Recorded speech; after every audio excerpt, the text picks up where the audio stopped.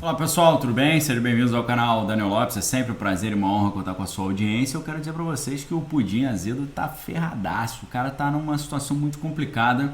Alguns analistas têm mostrado isso. Eu vou trazer um resumo disso para vocês. Antes, lembrando que tem dois livros que eu estou indicando para a galera aqui. Lembrando que hoje é o penúltimo dia da promoção na livraria Daniel Lopes. É o livro, esse aqui do Thomas Philippon, que é a grande versão, como os Estados Unidos desistiram do livre mercado, e o outro que é o clássico do professor Olavo, os Estados Unidos e a Ordem Internacional Nova. Esses dois aqui são algoritmos para você entender o que está acontecendo nos Estados Unidos, o que está acontecendo na Eurásia hoje, ok? Promoção aqui embaixo, imperdível, só até amanhã. Vamos lá. As sanções arrebentaram com Moscou, arrebentaram com o pudim, tá? Nós estamos vendo Moscou caindo. As antigas sanções de 2014 ali prejudicaram muito o desenvolvimento de novos equipamentos bélicos inovadores. As novas sanções de 2020 também estão minando os seus esforços bélicos, acabando com a sua cadeia tecnológica e sua linha de comunicação, deixando o país ali numa situação muitíssimo complicada. Nós vemos que o que aconteceu? Analistas ocidentais superestimaram muito a força de Moscou. O próprio pessoal de Moscou agora está falando sobre o fim iminente do próprio Estado, do fim do regime. Vocês estão acreditando nisso?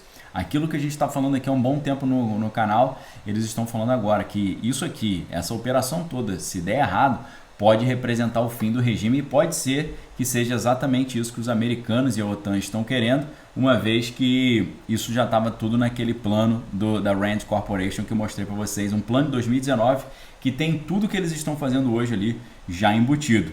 Então, é algo muito estranho porque hoje você tem ali um dos talk shows mais famosos lá de Moscou, você tem um apresentador chamado Solovyov. Esse cara, simplesmente, ele falou uns negócios assim inacreditáveis. Ele falou que esse cara é o principal propagandista do pudim, tá? E o que ele falou? Qualquer tratado que Moscou fizer com Kiev vai marcar sua derrota e isso pode ser o começo do fim, não do regime de pudim apenas, mas do próprio Estado de Moscou como nós o conhecemos. O próprio negociador do pudim lá em Kiev, ele afirmou que a própria existência de Moscou agora está em jogo, né? E aí surge a pergunta, como é que chegou nesse ponto, né? Isso aí é o quê? Foi um erro? Como é que é? O erro é que eles tinham uma certeza total de uma vitória rápida de Moscou, né? De a sua absoluta superioridade bélica, né? De maneira que eles achavam que facilmente poderiam esmagar o país vizinho. E o que eles falavam? Se a gente entrar, a gente vai vencer 100%, né? Só que isso foi baseado numa teoria de invencibilidade do efetivo bélico de Moscou, né? Se você olha o papo na TV lá de Moscou no final de fevereiro e agora no final de março, final de fevereiro ele estava assim, não, a vitória é certa, agora já era, a gente vai ganhar fácil, agora tá todo mundo falando, acho que vai dar problema, hein?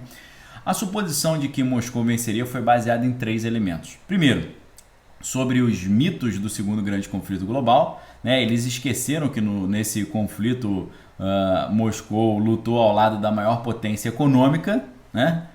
E agora está lutando contra. Eles esqueceram que no segundo grande conflito eles estavam aliados aos americanos, agora eles estão contra, né? E inclusive, né, você vê fotos até de efetivos lá de Moscou em caminhões norte-americanos, né? E muitos falam, né, das reformas bélicas que foram feitas e tal, só que essas reformas irritaram muito vários grupos de interesse e os reformadores acabaram sendo demitidos, né? O sucessor de um dos grandes reformadores, ele estava querendo construir, na verdade, uma espécie de culto à sua personalidade e tal, e não foi um negócio que não deu muito certo. E aí o pessoal fala, não, mas os russos, né, tiveram uma grande vantagem lá na época com os sírios, né, naquele conflito que houve com os sírios e tal. Só que, e dizem que lá eles ganharam muita experiência, mas isso aí, muitos analistas estão mostrando que é um negócio que não tem muito fundamento, né? O próprio Putin, ele acreditava nisso, os generais acreditavam nisso, mas até experts do Ocidente acreditavam nisso, apenas os próprios soldados de Moscou que não, né? Você tem uma entrevista com um ex-lutador lá que, né, participou dessa encrenca lá com os sírios.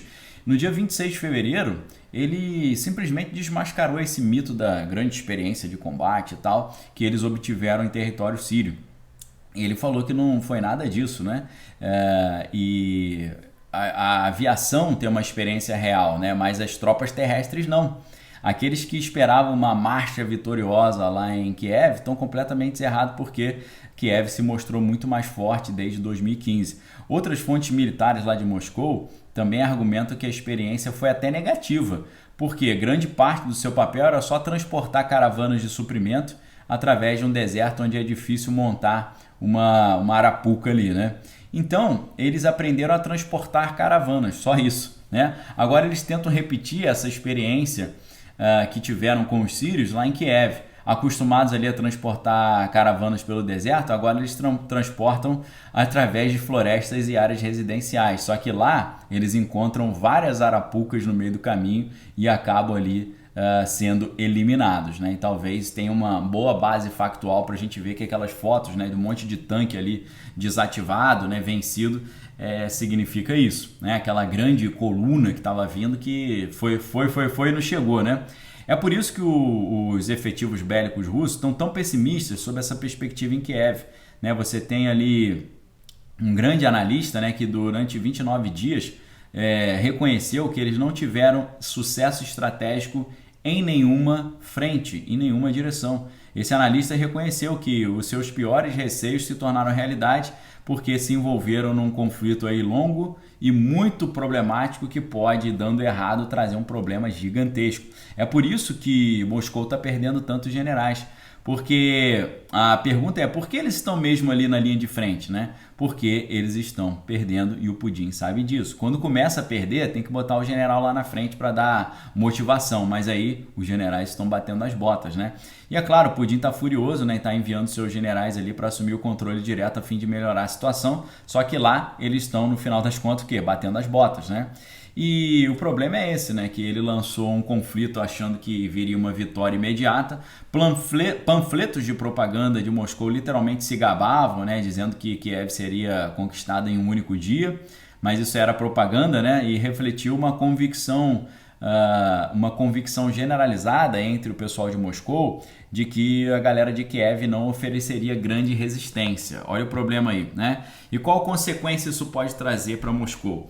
Analistas ocidentais, né, exageram o quão robusta é a gestão de Moscou, né? Se você considerar algumas análises atuais, né, você vai ver que o Putin não vai ser capaz de alcançar o resultado que eles viam como uma vitória fácil, né? E qualquer tratado, qualquer reconhecimento ali, de sentar para assinar, vai ser uma derrota, porque você é igual você ter uma luta, por exemplo, de artes marciais ou de boxe, de um cara muito grande contra o pequeno. Se o grande ganhar, ele não vai ganhar muitos louros porque ele ganhou de um cara pequeno, mas se ele perder, a derrota é muito grande. É por isso que os mais espertos da elite de Moscou estão tentando sair desse navio que está afundando, né? Você vê o Chubais, que é um cara muito importante, colocou o Putin no poder, no caixa eletrônico ali no aeroporto de Istambul, ali, que é esse cara é simplesmente o maior arquiteto do Estado moderno de Moscou e ele simplesmente foi embora. Na década de 90, né, ele, que era um economista liberal lá de São Petersburgo, ele projetou a privatização de todo o país, né? Ele propositalmente organizou tudo de maneira muito obscura e não transparente para criar rapidamente muitas pessoas ricas que ficaram ricas em função do regime, né? E foi assim que as grandes fortunas dos oligarcas foram criadas. No final da década de 90, esses liberais, né, se cansaram de um sistema democrático, eles não queriam mais parlamento, não queriam mais ter que atuar ali na política pública, então eles queriam que um novo líder forte, né, os defendesse da opinião pública que sempre rejeitou muito eles, então eles escolheram o Putin e impulsionaram o Putin do nada, né, do nada. Então, nos anos 2010, Esses oligarcas aí financiaram mídias nacionalistas e defenderam a construção de uma Moscou para o povo de Moscou e tal. Eles são responsáveis pela construção de toda essa oligarquia, do culto à imagem do Putin e a esses delírios aí megalomaníacos de Moscou. Só que aí, pessoal, o que está acontecendo? Os caras que criaram todo o sistema, promoveram o Putin ao poder, esses caras estão saindo fora, tomaram uma decisão de ir embora, né? É uma decisão boa, porque muitos membros do governo já não podem sair do país sem permissão, né? Apenas os mais espertos ali escaparam antes da proibição e agora estão seguros no exterior. Outros estão atrás das grades lá em Moscou. Então, esse cenário em que você vê os grandes apoiadores do Putin abandonando o barco é um sinal talvez que ele já tenha perdido e está todo mundo correndo contra o tempo para poder salvar a sua própria pele. O que você acha disso? Deixe suas opiniões aqui no comentário. Lembrando que os livros estão na promoção por pouco tempo, só até amanhã, dia 28. A grande inversão, os Estados Unidos e a nova ordem internacional. Fundamental a leitura. Links aqui embaixo. Descontaço. Forte abraço. Fique com Deus. Excelente semana. Examine todas as coisas, retém que é bom. Diz aqui embaixo o que você acha disso tudo. Valeu!